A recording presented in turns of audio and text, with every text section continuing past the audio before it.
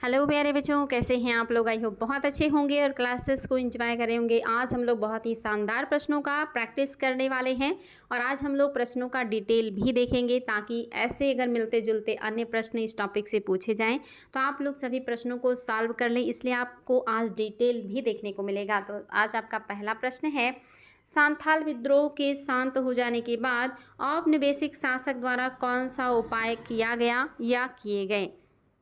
IS 2018 में आया है कि जब सांथाल विद्रोह को दबा दिया गया उसके बाद अंग्रेजों ने कौन से कदम उठाए हैं, आपको उत्तर कूट की सहायता से देना है। पहला ऑप्शन है, सांथाल परगना नामक राज्य क्षेत्रों का सृजन किया गया। क्या अंग्रेजों ने सांथाल परगना नामक एक राज्य या एक क्षेत्र बनाया था। दूसरा है, किसी सांथाल का गैर सांथाल को भूमि अंतरण करना गैर कानूनी हो गया। यानी कि अगर कोई सांथाल है तो जो सांथाल नहीं है उसे अपना भूमि नहीं दे सकता, नहीं हस्तांतरित कर सकता। अगर ऐसा करता है तो वो गैर कानूनी होगा। क्या ये स्टेटमेंट सही है? आपको नीचे दिए गए कूट के प्रयोग करके उत्तर देना है। देखिए, पहले ऑप्शन में है आपका केवल पहला। अगर आप इसे ए मान लेते हैं तो ए में पहला है, बी में है दूसरा, सी में है दोनों और डी में है कोई नहीं। आपके सामने है चार ऑप्शन और आपको बताना है सांथालों के बारे में कौन सा पॉइंट है जो सही हो जाएगा।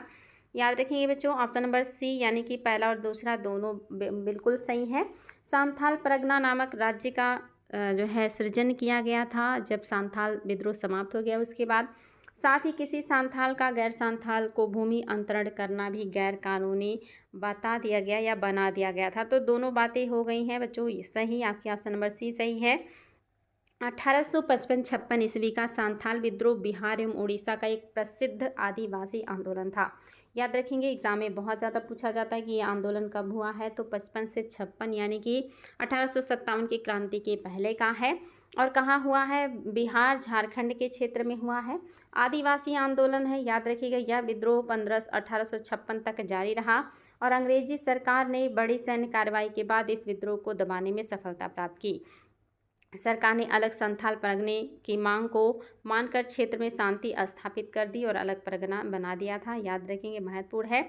इसके बाद 1855 ईस्वी में भागलपुर और बीरभूम का बंटवारा कर संथाल परगना जिला बनाया गया। साथ ही किसी संथाल आदिवासी का गैर संथाल को भूमि अंतरण गैर कानूनी हो गया। इसके बाद झारखंड में जमीन की खरीद फरोख्त हेतु CNT यानी कि छोटा नागपुर काश्तकारी अधिनियम, SPTA यानी कि सांथाल परगना काश्तकारी अधिनियम और शेड्यूल आपका रेगुलेशन एक्ट प्रभावी है। यानी कि ये सारे एक्ट लागू कर दिए गए थे ताकि सांथालों के हितों की सुरक्षा हो और उनके साथ जो जातियां होती हैं वो ना हो। नेक्स्ट क्वेश्चन आपके सामने है, मेवाड़ बांगड़ और पास के क्षेत्रों के भीलों में सामाजिक सुधार के लिए लसोड़िया आंदोलन का सूत्रपात किसने किया। बहुत ही शानदार प्रश्न बच्चों। देखिए, आपका 2008 में आया है RAS और RTS में, और ये भी आप सभी को पता होना चाहिए। हालांकि मैंने पढ़ाया है तो आप लोग सही उत्तर दे उम्मीद करेंगे कि मेवाड़ और आपका बांगड़ साथ ही उसके आसपास के क्षेत्रों में जो भीलों के सामाजिक सुधार चलाए गए थे उसके लिए जो आंदोलन चला था लसोड़िया आंदोलन, इसको किसने चलाया था। पहला है माओ जी, दूसरा है गोविंद गिरी, तीसरा है सूरजमल दास और चौथा है मोती लाल तेजावत। आपको बताना इसमें से कौन से व्यक्ति हैं जिन्होंने लसोड़िया आंदोलन चलाया था भीलों में सामाजिक सुधार के लिए। तो याद रखेंगे, आपका ऑप्शन नंबर 2 सही है। गोविंद गिर ही लसोड़िया आंदोलन से जुड़े हुए हैं जो भील समाज सुधार से जुड़ा हुआ है। भील आप सभी को पता होगा इंडिया की सबसे बड़ी जनजातियां हैं ये, और ये राजस्थान, गुजरात और महाराष्ट्र में पाई जाती हैं। 19वीं सदी के उत्तरार्ध में सुरजी भगत एवं गोविंद गिरी नामक समाज सुधारकों में राजस्थान के मेवाड़, डूंगरपुर, बांसवाड़ा, प्रतापगढ़, सिरोही, पाली इत्यादि रियासतों में बसी भील जनजातियों में सामाजिक सुधारों के प्रयास किए गए। गोविंद गिरी ने भीलों को संगठित करने के उद्देश्य से 1883 ईस्वी में सभ्य सभा या सभ्य समाज की स्थापना की। गोविंद गिरी लसोड़िया आंदोलन के प्रवर्तक माने जाते हैं। ये क्वेश्चन भी आया कि सभ्य समाज या सभ्य सभा की स्थापना किसने किया है। गोविंद गिरी ने ही किया है और इन्होंने ही लसोड़िया आंदोलन चलाया है। आगे बढ़ते हैं बच्चों, देखते हैं हमारा अगला क्वेश्चन। बिरसा को सोते हुए पकड़ा गया था, कब और कहां से बिरसा को सोते हुए पकड़ा गया था? ये देखिए बीपीएससी 2016 का क्वेश्चन है। ऑप्शन नंबर पहले में है 1 फरवरी 1900 ईस्वी को। ऑप्शन नंबर दूसरे में है 2 फरवरी 1900 ईस्वी को। ऑप्शन नंबर 3 में है 3 फरवरी यानी कि 3 फरवरी 1919 को। ऑप्शन नंबर आपके 4 में है कि 4 फरवरी 1900 ईस्वी को। आपको बताना है कि किस डेट को और किस साल किस तारीख को गिरफ्तार किया गया सोते हुए बिरसा मुंडा को। शानदार प्रश्न है बच्चों, याद रखेंगे। आपका क्या सही है? इनमें से कोई भी सही नहीं है। ऑप्शन नंबर 5 आपका सही है। इनमें से कोई भी सही नहीं है। क्यों सही नहीं है? क्योंकि 3 मार्च 1900 को इनको किया गया गिरफ्तार। तो याद रखिएगा, बिरसा मुंडा को 3 मार्च 1900 को चक्रधरपुर यानी कि सिंहभूमि से जमा कोपाई वन में सोते समय गिरफ्तार कर लिया गया था और 9 जून 1900 को जेल में ही रहस्यमय तरीके से उनकी मृत्यु हो गई थी। बहुत सारे लोग कहते हैं हैजे से इनकी मृत्यु हुई थी, लेकिन ये रहस्यमय तरीके से मृत्यु हुई है। क्लियर नहीं है कि मृत्यु कैसे हुआ है। तो याद रखेंगे बच्चों, इम्पॉर्टेंट है। नेक्स्ट है खैरवार आदिवासी आंदोलन कब हुआ? खैरवार आदिवासी आंदोलन कब हुआ? और ये भी देखिए झारखंड पीसीएस 2003 का क्वेश्चन है। खैरवार आदिवासी आंदोलन कब हुआ है? 4 ऑप्शन है आपके सामने। 1874 में, 1860 में, 1865 में, 1870 में। बताएंगे बच्चों कब हुआ है खैरवार आंदोलन? देखिए साल भी पूछे गए हैं और ये आपका ऑप्शन जो सही है वो है ऑप्शन नंबर पहला। 1874 में हुआ था आपका खैरवार आंदोलन।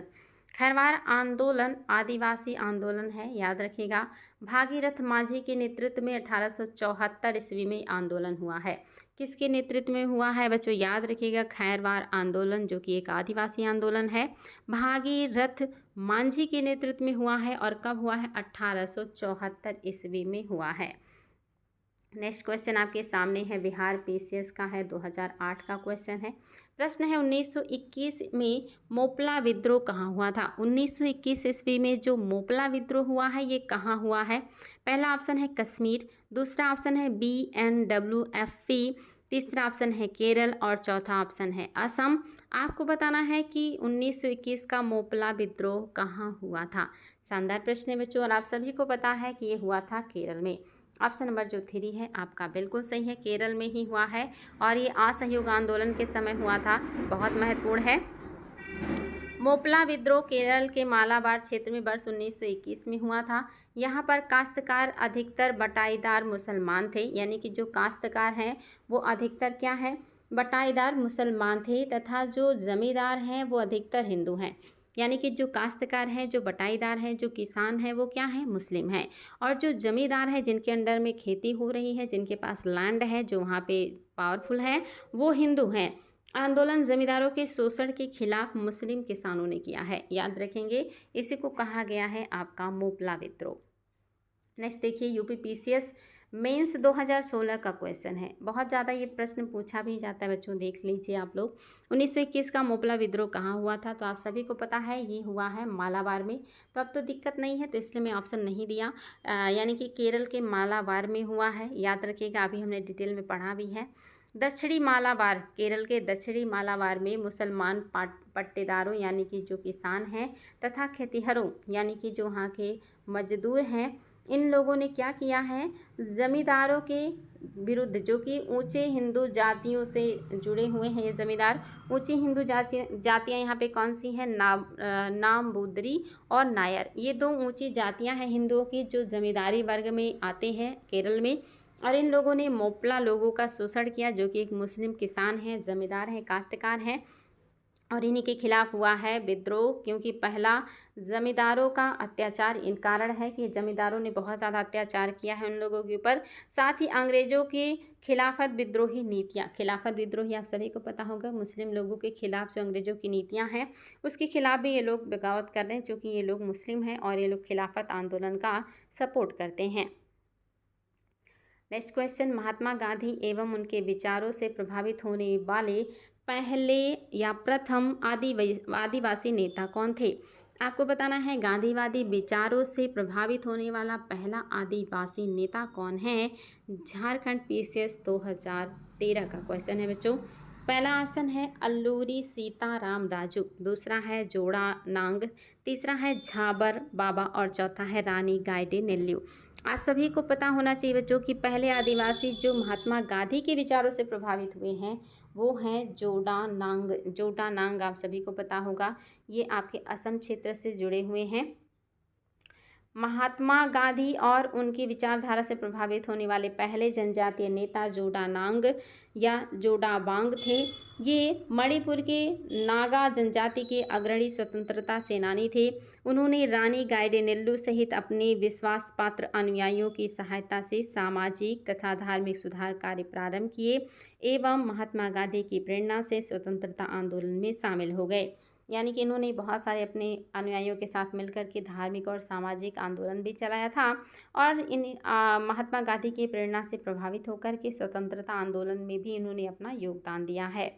इनमें से वह प्रथम नेता कौन था जिसने भारत में मजदूर आंदोलन को संगठित किया? मध्य प्रदेश प्री में आपका आया हुआ है, पीसीएस 2017 का क्वेश्चन है बच्चों कि वह नेता कौन था जिसने भारत में मजदूर आंदोलन को संगठित किया है। पहला है वीपी वाडिया, दूसरा है लाला लाजपत राय, तीसरा है एनएम लोखंडे और चौथा है एनजी रंगा। आपको ये लग रहा होगा कि कौन है, कन्फ्यूज़न हो सकते हैं क्योंकि ये सारे लोग जुड़े हुए हैं, लेकिन जो मेन है उनको मेन आपको बताना है। तो याद रखिएगा एनएम लोखंडे हैं जिन्होंने पहली बार ऐसा काम किया हुआ है। नारायण मेघाजी लोखंडे 1848 से 1897 भारत में श्रम आंदोलन के अग्रदूत माने जाते हैं। उन्होंने न केवल 19वीं सदी में कपड़ा मिल में काम करने वाले कामगारों की परिस्थितियों में सुधार के लिए प्रयास किया, अपितु जाति और सांप्रदायिक मुद्दों पर साहसी पहल के लिए भी उन्हें याद किया जाता है। भारत सरकार ने वर्ष 2005 में उनकी तस्वीर के साथ एक डाक टिकट जारी किया। याद रखिएगा 2005 में इनकी तस्वीर के साथ भारत सरकार ने डाक टिकट जारी किया है।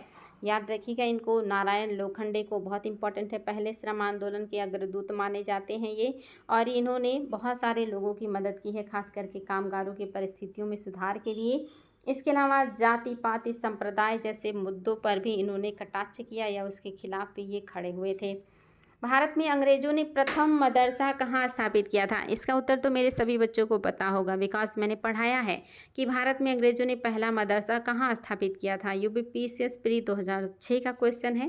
पहला ऑप्शन है मद्रास में, दूसरा ऑप्शन है बम्बई में, तीसरा ऑप्शन है अलीगढ़ में और चौथा है कोलकाता में। 4 ऑप्शन आपके सामने है, मद्रास, बम्बई, अलीगढ़, कोलकाता। आपको बताना है पहला मदरसा अंग्रेजों के द्वारा कहाँ स्थापित किया गया था। तो आप लोगों को याद होना चाहिए 1881 ईस्वी में पहला मदरसा कोलकाता में स्थापित हुआ और इसको स्थापित किया था वारेन हेस्टिंग ने। पढ़ाई हूँ आप लोगों को, यानी कि 1881 में वारेन हेस्टिंग ने कलकत्ता में मदरसे की स्थापना की थी। ये भारत का अंग्रेजों के द्वारा स्थापित पहला मदरसा था। एशियाटिक सोसाइटी ऑफ बंगाल के संस्थापक कौन थे? मोस्ट इंपॉर्टेंट, और आप सभी को पता है इसका उत्तर। पहला है सर विलियम जोन्स, दूसरा है विल्किंस, तीसरा है मैक्स मुलर और चौथा है जेम्स प्रिंसेप। आप सभी को पता है कि सर विलियम जोन्स ने ही एशियाटिक सोसाइटी ऑफ बंगाल की स्थापना की है। और कब किया है बच्चों? कई बार आया है, 1784 ईस्वी में इन्होंने एशियाटिक सोसाइटी ऑफ बंगाल की स्थापना किया है। कहाँ पे? कोलकाता में। देखिए 1784 में हेस्टिंग के सहयोग पर या हेस्टिंग के सहयोग से विलियम जोन्स ने एशियाटिक सोसाइटी ऑफ बंगाल की स्थापना की ताकि एशिया के सामाजिक तथा प्राकृतिक इतिहास, पुरातात्विक संबंधी कला, विज्ञान तथा साहित्य का अध्ययन किया जा सके। 1791 ईस्वी में बनारस के ब्रिटिश रेजिडेंट जोनाथन डंकन के प्रयत्न के फलस्वरूप बनारस में एक संस्कृत कॉलेज खोला गया था। याद रखेंगे पहला संस्कृत कॉलेज 1791 में खोला गया है। मोस्ट इम्पॉर्टेंट, कहाँ खोला गया है? तो बनारस में खोला गया है। किसके प्रयास से खोला गया है? जोनाथन डंकन के प्रयास से खोला गया है। और ये बनारस का एक संस्कृत कॉलेज था जो कि प्रथम संस्कृत कॉलेज था। याद रखिएगा, जो बनारस में खोला गया जोनाथन डंकन के प्रयास से। और कब? 1791 ईस्वी में। वेरी वेरी इंपॉर्टेंट है बच्चों, याद रखिएगा। 1781 में आपका मदरसा, 1791 में आपका संस्कृत कॉलेज। नेक्स्ट क्वेश्चन आपके सामने, निम्नलिखित में से किसे पेरिस की रॉयल एशियाटिक सोसाइटी की सदस्यता प्राप्त की गई थी? कौन से हैं जिन्हें प्रदान किया गया रॉयल सोसाइटी आपका रॉयल एशियाटिक सोसाइटी की सदस्यता प्रदान किया गया है। कौन है जिन्हें प्रदान किया गया है ये, और वो भी पेरिस में। पहले हैं दादा भाई नौरोजी, दूसरा है माइकल मधुसूदन दत्त, और तीसरा है राजा राम मोहन राय, और चौथा है विवेकानंद। याद रखेंगे बच्चों कि पेरिस की रॉयल एशियाटिक सोसाइटी की सदस्यता प्रदान की गई थी माइकल मधुसूदन दत्त को। देखिए यूपी पीसीएस मेंस 2007 का क्वेश्चन है। पेरिस की रॉयल एशियाटिक सोसाइटी की सदस्यता माइकल मधुसूदन दत्त को प्रदान की गई थी। याद रखेंगे बहुत ही ज़्यादा महत्वपूर्ण है। द एशियन सोसाइटी की स्थापना 1822 ईस्वी में की गई थी। वर्ष 1929 के शाही शासन द्वारा इसकी स्थापना की पुष्टि कर दी गई। निम्नलिखित अंग्रेजों में से कौन था जिसने सर्वप्रथम भगवत गीता का अंग्रेजी में अनुवाद किया? आईएएस 2001 में आया है। हालांकि ये समीक्षा अधिकारी, पीसीएस, नेट सभी एग्जाम में पूछा गया है कि किसने अंग्रेजी भाषा में सर्वप्रथम अनुवाद किया है भगवत गीता का। पहला ऑप्शन है विलियम जोन्स, दूसरा है चार्ल्स विल्किंस, तीसरा है अलेक्जेंडर कनिंघम, और चौथा है चार्ल्स मार्शल। आपको बताना है कौन हो सकते हैं, और आप सभी को इसका उत्तर पता है बिकॉज ये बहुत बार पूछा गया है आयोग के द्वारा। तो आपका हो जाएगा चार्ल्स विल्किंस ने भगवत गीता का अंग्रेजी में अनुवाद किया है। ऑप्शन नंबर 2 बिल्कुल सही है। वॉरेन हेस्टिंग के काल में चार्ल्स विल्किंस ने भगवत गीता का प्रथम आंग्ल अनुवाद किया, जिसकी प्रस्तावना स्वयं वॉरेन हेस्टिंग ने लिखा था। ये पॉइंट भी याद रखिएगा। निम्नलिखित में से किसने कालिदास की प्रसिद्ध रचना अभिज्ञान शाकुंतलम का पहली बार अंग्रेजी अनुवाद किया है? इसमें से कौन है जिन्होंने कालिदास की प्रसिद्ध रचना अभिज्ञान शाकुंतलम का अंग्रेजी में अनुवाद किया है? ये भी बहुत ही शानदार प्रश्न है, बहुत ज़्यादा पूछा जाता है। और देखिए यूपी आपका यूडीए और एलडीए में आया हुआ है 2010 में। पहला है ऑप्शन चार्ल्स विल्किंस, दूसरा है हेनरी कोलब्रुक, तीसरा है योहाना वोल्फगांग फान गेटे, और चौथा है सर विलियम जोन्स। आपको बताना इसमें से कौन है जिन्होंने किया है अभिज्ञान शाकुंतलम का अनुवाद। तो आपका जो सही है वो है आपका विलियम जोन्स। ऑप्शन नंबर आपका सही हो जाएगा 4। यहाँ पे है बच्चों William Jones. Sir William Jones Warren Hastings के समय कलकत्ता उच्च न्यायालय के न्यायाधीश नियुक्त हुए। इनकी प्रेरणा पर 1784 ईस्वी में एशियाटिक सोसाइटी की स्थापना हुई एवं वे स्वयं इसके सभापति नियुक्त हुए। इस संस्था ने एशियाटिक्स रिसर्चेज नामक पत्रिका के माध्यम से भारत के अतीत को प्रकाश में लाने का कार्य किया। इसी क्रम में इन्होंने 1789 में कालिदास रचित अभिज्ञान शाकुंतलम का अंग्रेजी में अनुवाद किया एवं इसके 5 संस्करण प्रकाशित किए थे। ये सारे फैक्ट याद रखिएगा बच्चों, आगे से ये फैक्ट ही आपके एग्ज़ाम में आएंगे पॉइंट के रूप में। स्वतंत्रता पूर्व ब्रिटिश सरकार द्वारा भारत में आधुनिक शिक्षा के प्रसार का प्रमुख उद्देश्य क्या था? आज़ादी के पहले अंग्रेजी सरकार का भारत में जो अंग्रेजी शिक्षा लाई जा रही, जो आधुनिक शिक्षा लाई जा रही है, इसके पीछे का उद्देश्य क्या था? बिना उद्देश्य, बिना कारण, बिना मतलब अंग्रेज कोई काम तो करने वाले नहीं हैं। तो ये काम ये क्यों कर रहे हैं? देखिए आपका यूके पीसीएस, उत्तराखंड पीसीएस में 2005 में आया है। छोटे प्रशासनिक पदों पर नियुक्ति हेतु शिक्षित भारतीयों की आवश्यकता, या दूसरा है भारतीय संस्कृति को प्रोत्साहित करना, तीसरा है भारतीय लोगों को आधुनिक बनाना जिससे वे राजनीतिक जिम्मेदारी में भाग ले सके, चौथा उपरोक्त में से कोई नहीं। आपको बताना है कौन सा रीज़न है जो भारतीयों को ये लोग पढ़ा रहे हैं अंग्रेजी खास करके। तो पहला ऑप्शन सही है, आप सभी को पता है, पढ़ाई हो कि छोटे प्रशासनिक पदों पर नियुक्ति हेतु शिक्षित भारतीयों की आवश्यकता थी, जो कि छोटे छोटे प्रशासनिक पदों पर नियुक्ति के लिए इन्हें ब्रिटेन से लोगों को बुलाना पड़ता था और महंगा इनको जो है खर्चा देना होता था या वेतन देना होता था, जिससे कंपनी को नुकसान होता था। इसीलिए सस्ते कीमत पर मजदूर मिल जाएंगे भारत में, ये सोच के लोगों को इंग्लिश पढ़ाने का काम किया। ब्रिटिश राज द्वारा भारत में अंग्रेजी शिक्षा का प्रसार करने के पीछे मुख्य कारण था प्रशासन का खर्च कम करने की चिंता। इसके लिए सरकार शिक्षित भारतीयों की संख्या बढ़ाना चाहती थी, जिससे प्रशासन और ब्रिटिश व्यावसायिक प्रतिष्ठानों की छोटी कर्मचारियों की बड़ी और बढ़ती हुई ज़रूरतों को पूरा किया जा सके।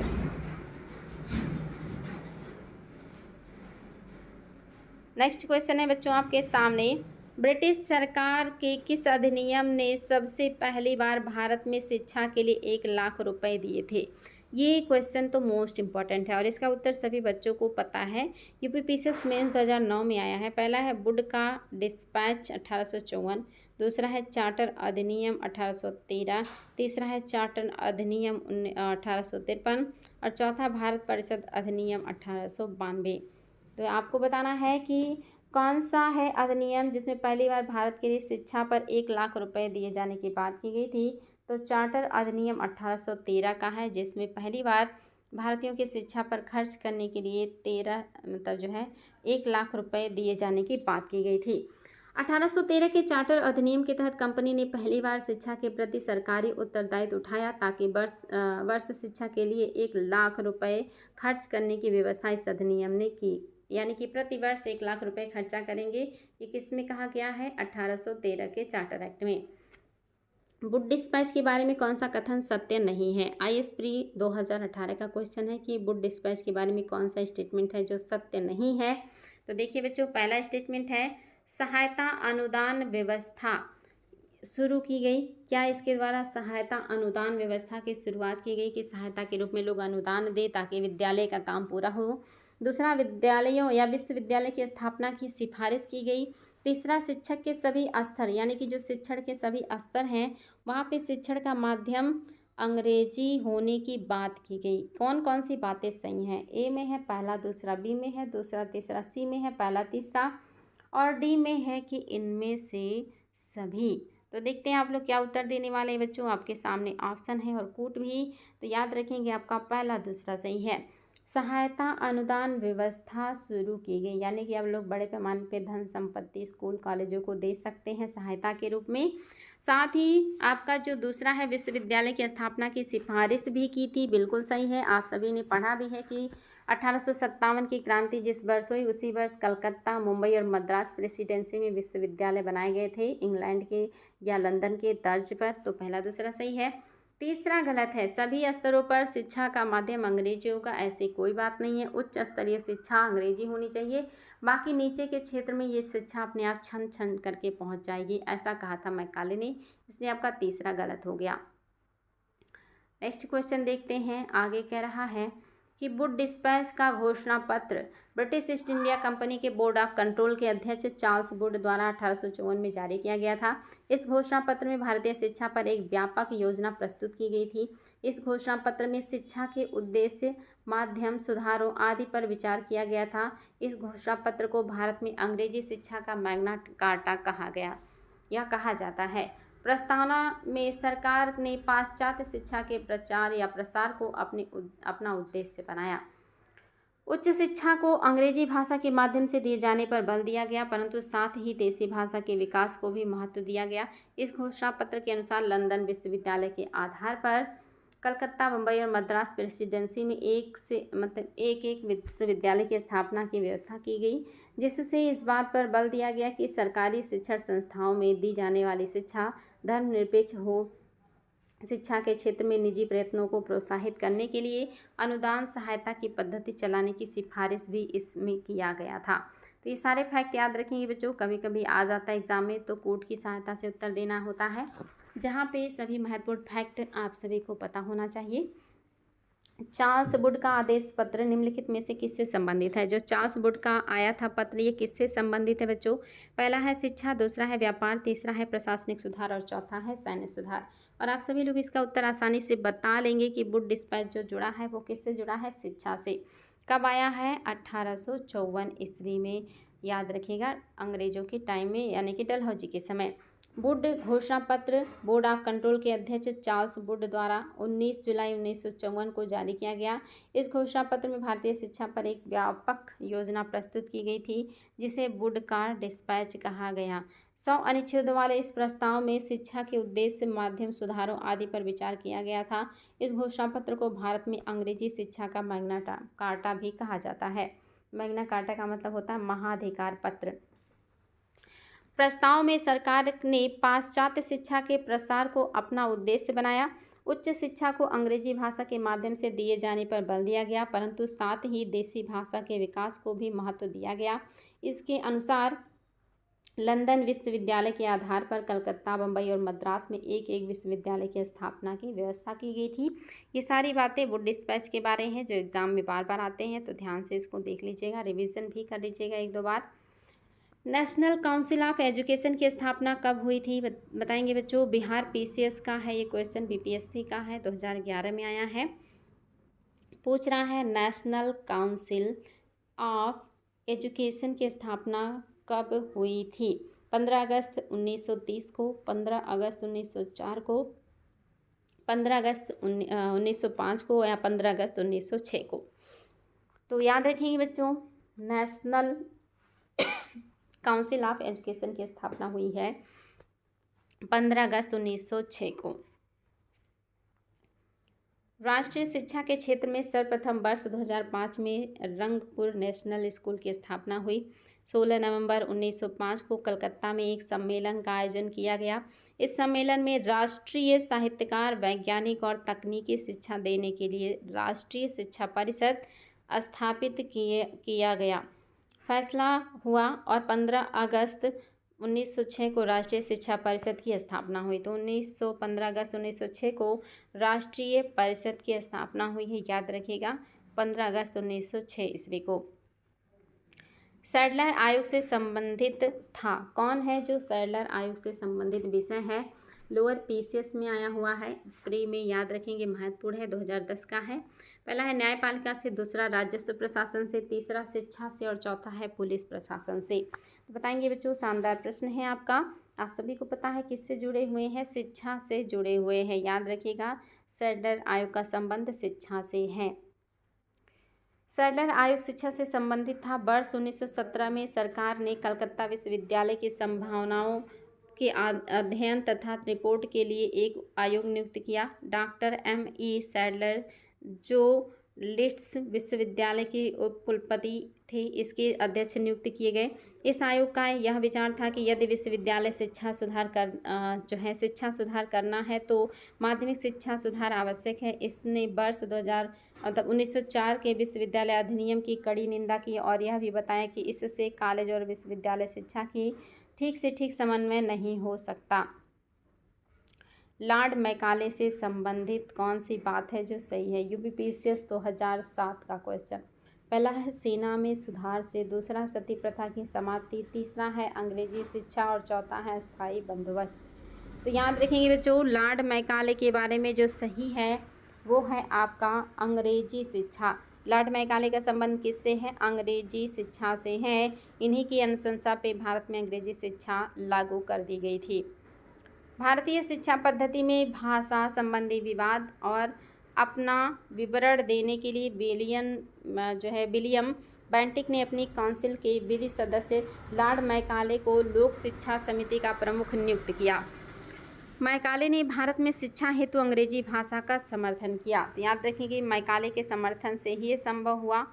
ये थे बच्चों आज के महत्वपूर्ण प्रश्न और साथ ही उनका शानदार तरीके से आपको डिटेल भी बताया गया, ताकि इससे संबंधित अगर कोई भी प्रश्न बने तो आप लोग बहुत आसानी से सही कर लें। आज के लिए इतना ही।